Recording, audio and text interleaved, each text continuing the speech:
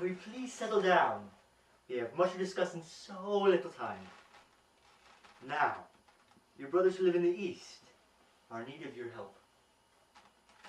For, as most of you have heard, the Turks and the Arabs have attacked them and have conquered the territory of Romania.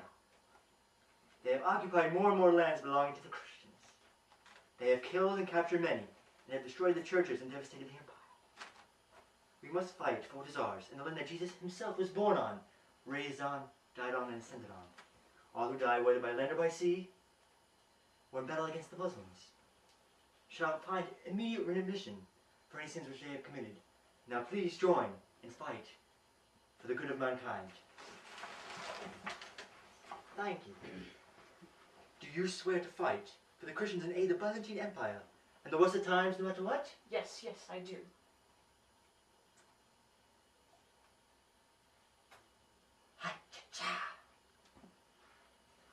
Do you swear to fight for the Christians in the aid of the Byzantine Empire? What you have just seen is what the Christians call a swearing in.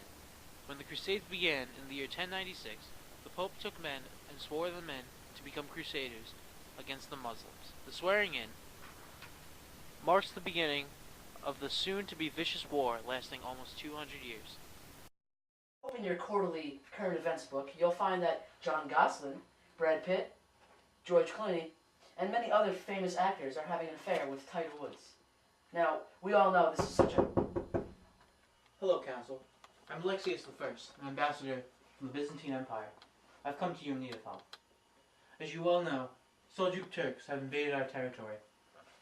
Their powerful armies was too strong for ours, and we were not ready for the attack. So I come and ask for your help. We would be glad to help you against the Muslims. We have unsettled business with the Muslims, as you might know. Go back to your home. There will be soldiers soon. Thank you. You will not regret it. Okay, so, as I was saying, these highly paid and respected actors... On August 15th, 1096, the soldiers set off to parts of France and Italy. They worked their way towards Constantinople, where they finally met up with the Byzantine Empire. Supplied and transported, the Crusaders were sent to Antalya, where they sieged to occupied Nicaea. With the determination, Crusaders were ready to fight and defeat the Muslims. Okay, so first we need to send in our private as bait. We need to... They're going to kill him, and they're going to be preoccupied. Then we send in our forces from their flank, and that's how we will win this crusade. Excellent plan, General Ivy, now. Died, she's in the gutter.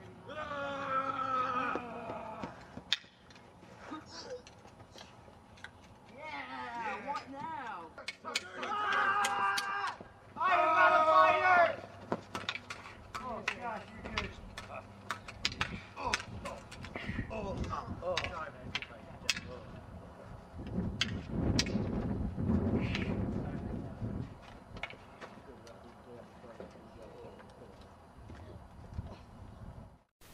On June 19th, 1097, the city fell. The lengthy siege of Antioch began in October 1097 and endured until June 1098. The siege ended when the gates to the city was betrayed by an Armenian peddler. Once inside the city, the Crusaders destroyed everything in their path, terrorizing citizens, mosques, and surrounding structures. They also assassinated Yagi Sayan, former ruler of the city. Raid the castle!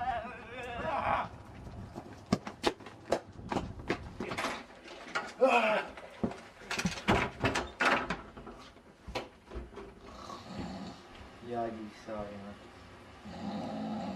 Yagi Sayan.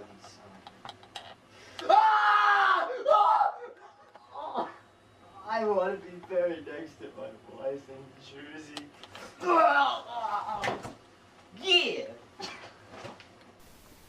After many battles, the Crusaders moved from village to village, conquering and obliterating before finally reaching the walls of Jerusalem on June 7th, 1099, with only a fraction of their original forces.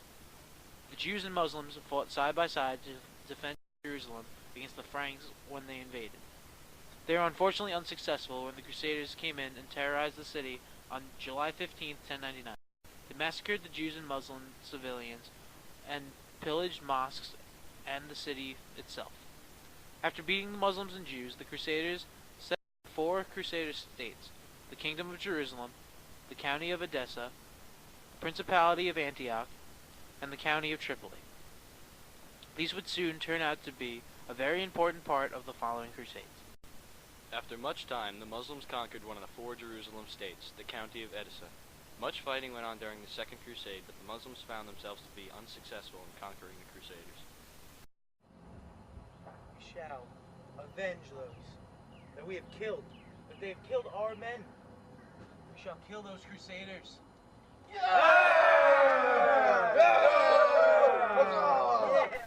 After nearly a century in the year 1187, the Sultan of Egypt led an army to Jerusalem to take it back, and they did.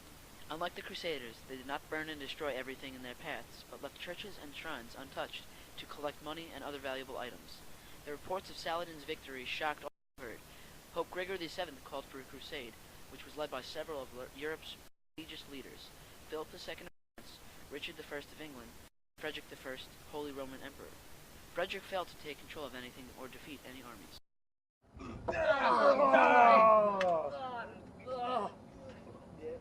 Richard I of England, however, did capture Cyprus Island.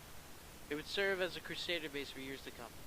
After another long siege, Richard also recaptured the city of Acre and took the entire Muslim garrison under captivity. Philip left the war after the Crusaders captured Acre, winning small but less important wars. The Crusaders headed down south towards the Mediterranean. They defeated the Muslims near Arsuf, recaptured the port city of Jaffa, and were in sight of Jerusalem.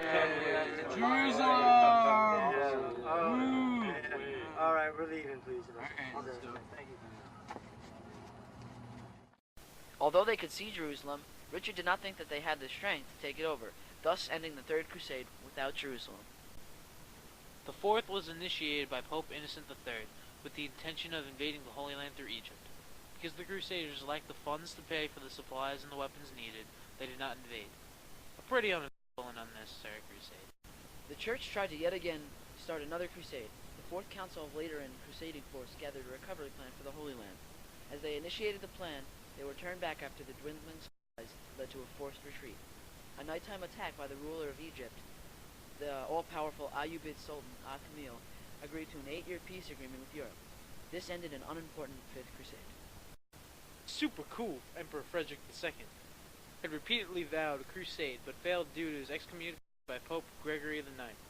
He set sail for Brindisi, landed in Palestine, and through diplomacy, he achieved unexpected success. Jerusalem, Nazareth, and Bethlehem were given to the Crusaders for 10 years. In 1229, after miserably failing to conquer Egypt, Frederick II made a peace treaty with Al-Kamil. This treaty entitled that the Christians ruled most of Jerusalem, as long as the Muslims received access to the Dome of the Rock and Al-Aqsa Mosque. This treaty lasted 10 years. Many Muslims disliked the treaty, which caused controversy over it. Well, I think you'll find everything pretty agreeable in here. You ready to make history? Oh yeah. Wait a second, guys, please. Take a picture. 1 second. Oh, sorry. Who the? Although this was a crusade which involved important people and battles, it had no sentimental value towards the Crusades. Nothing big had happened except for the fact that Louis IX died in 1270. This crusade can be counted as the 7th if you name the 5th and the 6th as a single. Future Edward I of England undertook expeditions against Baybars in 1271 after having accompanied Louis in the 8th Crusade. The 9th Crusade is deemed a failure and ended the Crusades in the Middle East. In their final days with the threat of the Egyptian Mamluks, the Crusaders' hopes rested with the Franco-Mongol alliance. The Mongols were thought to be sympathetic to the Christians, and the Frankish princes were most effective in getting their help, engineering their invasions of the Middle East on several occasions. Although the Mongols successfully conquered Damascus, the ability to effectively coordinate with Crusades from west was incredibly frustrating. With the fall of Antioch in 1268, Tripoli in 1289, and Acre in 1291, the Christians were unable to leave the cities and were massacred or enslaved, and the last traces of Christian rule in the Holy Lands disappeared. We know you're tired of our story, but Mr. Pace told us the most part of the Crusades was the aftermath, so here it goes. The Crusades may be causing more devastation than did thousands of years ago, is considered a cardinal sin not only of the Catholic Church, but of Western Europe in general. Muslims today still perceive it as an unfair war which the Catholics started in order to abolish their religion. Osama bin Laden does not refer to his organization Al-Qaeda as a terrorist organization, but more of World Islamic Front for Jihad against and Crusaders. The terrorist attacks on the United States are some related to the Revenge of the Crusades. The Catholic Church has actually tried to apologize for their dumb behavior back then. As of today, Muslims still try to avenge the deaths of their ancestors that died in the Crusades.